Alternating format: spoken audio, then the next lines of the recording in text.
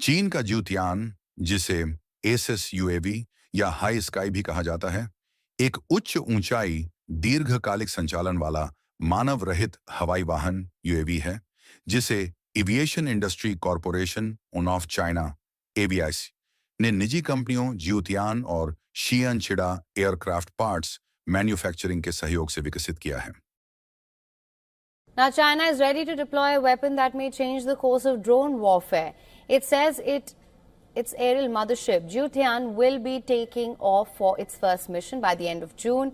Beijing claims that the drone carrier is capable of deploying more than 100 drones and missiles.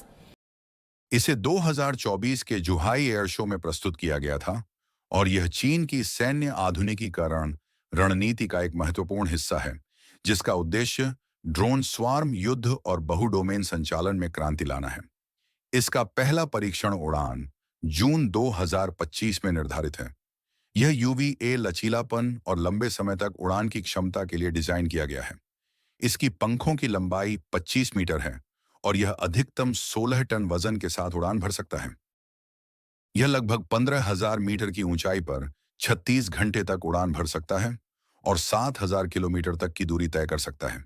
इसकी heterogeneous honeycomb Mission Bay नामक modular payload प्रणाली विभिन्न प्रकार के हथियारों और 100 से अधिक छोटे ड्रोन तैनात करने की क्षमता रखती है। इसका रियर माउंटेड जेट इंजन इसकी थर्मल सिग्नेचर को कम करता है, जिससे इसकी पहचान करना कठिन हो जाता है। ज्यूतियान की सबसे विशिष्ट विशेषता इसका स्वार्म युद्ध कौशल है। यह 100 से अधिक छोटे ड्रोन एक साथ तैनात और नियंत्रित कर सकता है, जो टोही, इलेक्ट्रॉनिक युद्ध या सीधा हमला कर सकते हैं। यह एक कमांड सेंटर और संचार रिले के रूप में काम करते हुए इन ड्रोनों की सीमा और प्रभावशीलता बढ़ाता है, जिससे यह विवादित क्षेत्रों जैसे ताइवान, जलड़ मरुमध्य और दक्षिण चीन सागर में चीन को रणनीतिक बढ़त प्रदान करता है। अमेरिका के RQ-4 ग्लोबल हॉक और MQ-9 रीपर जैसे ड्रोन की तुलना में ज्यूतियान कई मायनों में आगे है। इसका स्वार्म तैनाती और मॉड्यूलर डिजाइन इसे अधिक बहुउद्देशीय बनाते हैं।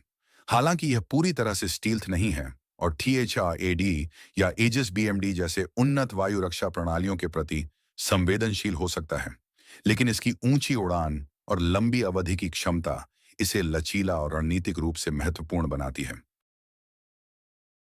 इसके अलावा यह सीमा सुरक्षा, समुद्री गश्त, आपदा प्रबंधन और बचाव कार्यों जैसे नागरिक उद्देश्यों में भी उपयोगी हो सकता है।